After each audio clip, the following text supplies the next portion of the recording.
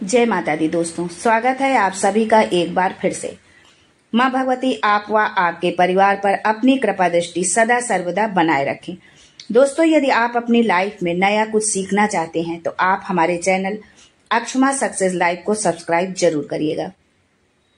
ज्योतिष शास्त्र में मंगलवार का दिन भगवान हनुमान जी को की पूजा पाठ और उपासना का दिन बताया गया है। कलयुग में हनुमान जी जागृत रूप में उपस्थित होकर अपने भक्तों के कष्टों का निवारण करते हैं।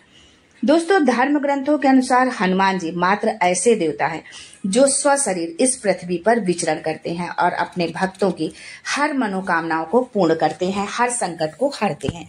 इसीलिए उनको संकट मोचन भी कहा जाता है हनुमान जी को, क्योंकि वो मिनटों में संकट दूर कर देते हैं। जो कोई सच्चे दिल से उनकी पूजा आराधना करता है तो उसका बेड़ा खुद ब खुद पार लग जाता है।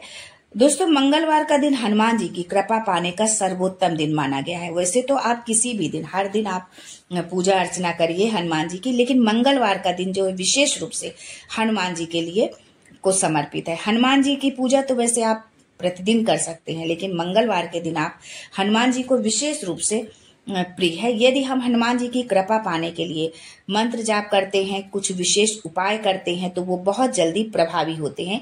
यदि हम उन उपायों को या उन मंत्रों को हम मंगलवार के दिन करते हैं तो हनुमान जी को भगवान शिव का ही अवतार माना गया। वो भगवान शिव के 11वें रुद्रावतार है। शास्त्रों के अनुसार यदि हम इनकी कृपा पाना चाहते हैं तो जो है हम ये एक बार प्रयास करें, जो है कि थोड़े से उपाय से जो है हमको उनकी कृपा शीघ्र मिल जाती है। जिस महादेव, जैसे कि महादेव जो है अवघड़दानी उनको कहा जाता है, बहुत शीघ्र ही वो प्रसन्न हो जाते हैं। इसलिए हनुमान जी भी भगवान शिव के ही अवतार है, उनके 11वें रुद्रावतार हैं। तो हनुमान जी भी जो है अतिशीघ्र प्रसन्न हो जाते हैं, भोलेनाथ की तरह ही। दोस्तों, शास्त्रों में हनुमान जी को प्रसन्न करने के बहुत सारे उपाय बताए गए हैं, लेकिन आज हम आपको हनुमान जी की कृपा पाने के लिए कोई ना तो उपाय बताएंगे ना कोई मंत्र बताएंगे। फिर आप सोच रहे होंगे कि कैसे प्रसन्न होंगे संकट मोचन, जब ना कोई उपाय है ना कोई मंत्र है। कैसे पूर्ण करेंगे हमारी वो मनोकामना को, कैसे हरेंगे हमारे संकट।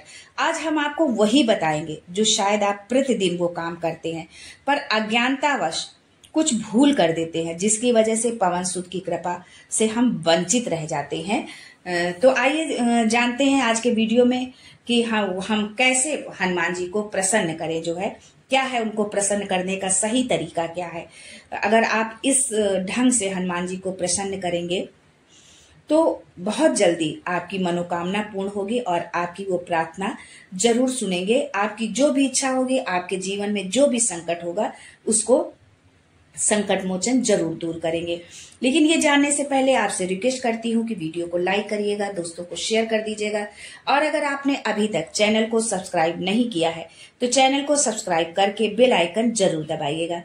दोस्तों, हमारे गुरुदेव पूज्य प्रदीप मिश्रा जी ने अपनी कथा में बताया कि आज तक बहुत लोगों को चालीसा पढ़ना नहीं आता, चाहे वो हनुमान चालीसा हो, गायत्री चालीसा हो, शिव चालीसा हो, पढ़ना ही नहीं उनको आता है। बस बैठ गए भगवान के सामने और चालीसा पढ़ लिया। और बहुत लोगों का तो ये है कि वो नहा के खड़े नहीं हुए कि बाथरूम से ही पढ़ना कहो शुरू कर दे जो है चालीसा का। लेकिन ये सही नियम नहीं है।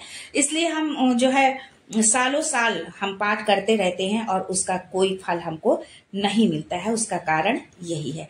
चालीसा पढ़ने का भी एक नियम होता है। आप किसी भी देवी देवता का यदि आप चालीसा पढ़ते हैं तो उसका एक नियम होता है। अगर आप कोई लक्ष्य लेकर पढ़ रहे हैं, कोई कामना लेकर यदि आप किसी चालीसा का पाठ कर रहे हैं, हनुमान चालीसा का या शिव चालीसा का या दुर्गा चालीसा का, तो आज हम हनुमान चालीसा की पाठ की बात कर रहे हैं कि यदि आप हनुमान जी की कृपा पाना चाहते हैं, संकट मोचन की कृपा पाना चाहते हैं और अपनी कोई कामना लेकर, कोई लक्ष्य लेकर यदि आप हनुमान चालीसा का पाठ कर रहे हैं तो उसका एक नियम है।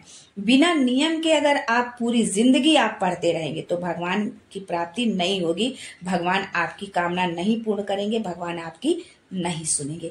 लक्ष्य लेकर यदि आप जिस भगवान की चालीसा पढ़ रहे हो तो उसकी मूर्ति, तस्वीर जो भी उपलब्ध हो उसको आपके सामने होना चाहिए।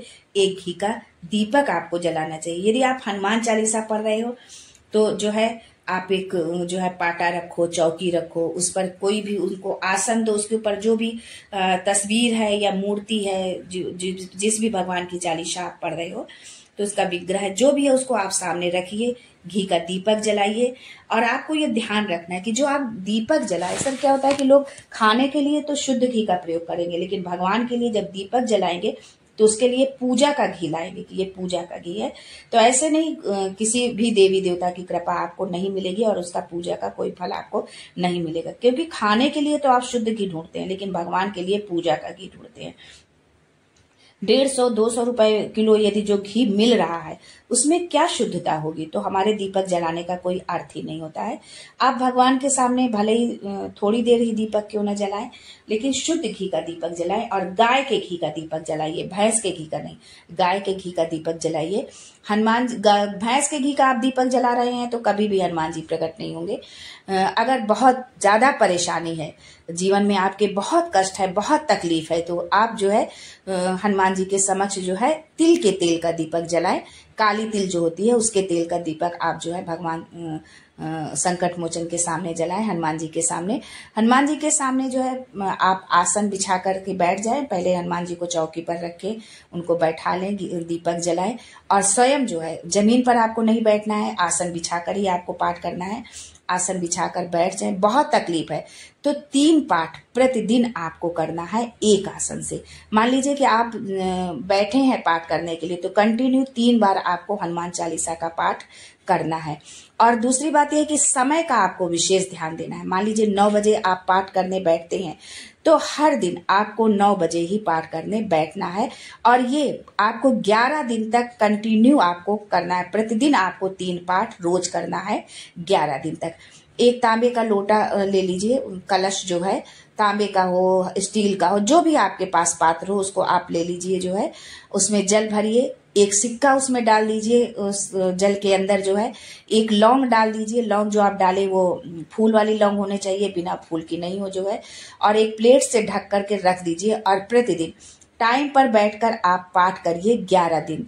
जब 11 दिन आपके पूर्ण हो जाए पाठ करते हुए तो जिस भी कामना से आपने पाठ किया हुआ है हनुमान चालीसा का, बस वो सिक्का और लौंग कलश से निकाल लीजिए, जल का आचमन करिए और जिस काम के लिए आपने जो है पाठ किया है, उस काम में आप उस सिक्के को, उस लौंग को और उस जल को ले लीजिए।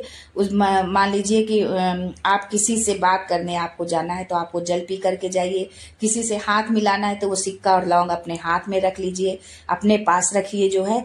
इस तरह से यदि आप हनुमान चालीसा का पाठ करते हैं तो आपको अवश्य जो है उसके हनुमान चालीसा के पाठ करने का जो फल है वो आपको जरूर मिलेगा और जिस कामना से, जिस लक्ष्य से आपने पाठ को किया है वो लक्ष्य आपका जरूर पूर्ण होगा जो है। आज के लिए बस इतना ही। जय Sankat Mochan and thanks for watching my video.